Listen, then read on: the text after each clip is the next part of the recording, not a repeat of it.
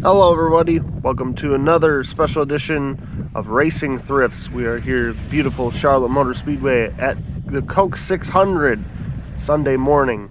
So taking a look at this dollar tent, picked up a bunch of decals here. Robbie Gordon, Dave Blaney, Stacy Compton, Greg Biffle. So this entire tent, there's bins on bins of dollar stuff. I'm gonna have my work cut out for me here. These shirts, a lot of William Byron and Jeff Gordon stuff. These were all $20. We'll go over here to the other side and get some more $20 and some $10 shirts, and it all varies. I noticed a lot of the Monster Energy Cup Series stuff is all still $20, so some $10, $15 hats. I had those Motorcraft hat, which was about the only interesting one that I was interested in, and then some $10 books, which was a bit expensive, but early 80s, so that's kind of what you expect for that. So if you didn't get to make it to Charlotte, look at all these tents. Hang on, let's turn the other way. Look at all that. As far as the eye can see, pretty awesome. So we're going to walk over to this next tent here, and I had a nice conversation with this man about John Boy and Billy and Ward Burton. He had some $30 to $40 124s. I didn't really pick any of these up unless it's $10. I'm really not interested in it, which was quite a few $10 cars, but yeah. One thing interesting in there was the Carhartt COT, so here's the other side of his table. With some racing hats, the only thing of interest here would have been that Kyle Larson playoff hat from 2017. Got an Exalta hat there. So off to another tent. Here's some hats for $10. There's some Bain and Suarez mini helmets for $10 in with or without boxes. The big ones were $40. These cars were $40 or $15 to $20. The 2017 ones there were $40. And this broke my heart. I watched this all weekend and wanted to pick it up. It's 2014 Brian Vickers, and the last time I saw it, broken roof flap. Very sad. That's actually worth quite a bit. It was only $20, and yeah. I think I really didn't have a whole lot of 164s, but he did have a lot of Racing Champion stuff and $20 shirts as well.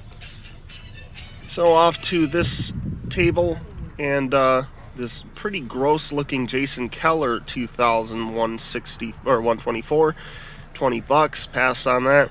This is a $10 table. The gypsies really take their time marking stuff down, as you can tell, or it really has to be beat up for them to like sell it dirt cheap. But, you know, it's their table, it's their merchandise, so they could do whatever they want with it. But a lot of these were for parts. Like these were parts. Look at that little Jeff. So, a lot of those 124s were for parts as well. Broken IROC 124. Yeah, it's about the only interesting one there. So let's look at this sheet metal, Cesar Beccarella. This Austin Hill 43 bumper was $200. I was like, man. Out of Sheldon Creed, a lot of GMS stuff.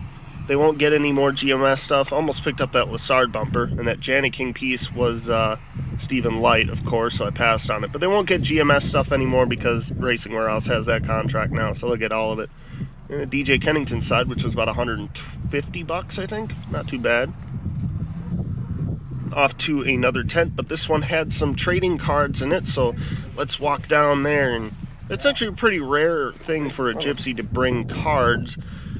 I've seen this guy a few times before, and I picked up there's this $30 to $40 124s. I did pick up a printing plate of Chase Miller's 2009 Verizon 1 of 1, which was pretty neat. A lot of Earnhardt stuff, triple digit stuff. That Denny Hamlin American flag hit was pretty awesome. There was a two-parter there. Damn, that one of 50. Look at all this stuff. Dale Jr. auto. He's got a Denny Hamlin rookie stripe one too, like there. So that was pretty awesome. He had a Benny Parsons autograph for $40, and I almost picked it up, but I was like, man, I can't justify $40 for a trading card, which is why I don't collect trading cards. So here's all his cheap hits. I think he had $5 for a McMurray autograph, which was a really good deal. So here we go on the $10 shirt tent. Almost picked up this Mark Martin shirt for my stepdad because he was a Mark Martin fan when he watched NASCAR. It's 2X. But ultimately passed on that because I don't think he'll wear it. You know, probably just sit in his closet. Probably uses that as a work shirt or something. The gypsies buy their stuff in bulk from Fanatics for dirt cheap, so that's why they have a lot of stuff here. That's why they have a lot of 2015, 2017 cars. I know at one point they had an Edwards Richmond for $100. So here's some $30 autographed hats, all minting cases. Some old clocks and a Kevin Harvick playoff hat randomly sitting there. NHRA signed helmet. There's John Force. There's Courtney Force. There's Robert Height. And there is JTG stuff in the races, but you have to go to the gypsies for them, and they're all old hats. They're all Allmendinger era. Damn, that's been almost 5 years ago already. Wow. So you're going through the posters, and the only one I was briefly interested in was this 1980 Dale Earnhardt poster. So look at these models that have been sitting in the southern sun for too long and aren't priced accordingly because they're all starting to melt. There's a Kurt Busch sample right there, $325. Anybody interested? No? All right. So there's some Jeff Gordon stuff. Walking down, they still never got everything unpacked, which I thought was pretty interesting. There's some more of the Fanatics Overstock from 2015 to 17. And some Corey LaJoie hero cards. And some prototypes. Now, these are not all prototypes, only the 2 dirt late models are. Everything else are elites, but without sleeves, so still pretty interesting. But all overpriced, obviously. So there's some 1/12th. And yeah, that's pretty much about it for the gypsies this time, all the footage I got. But sorry I haven't recorded anything for Racing Thrifts in a while. I've been kind of burnt out. But if you like what you saw today, you can comment, like, and subscribe for more. And I'll see you later.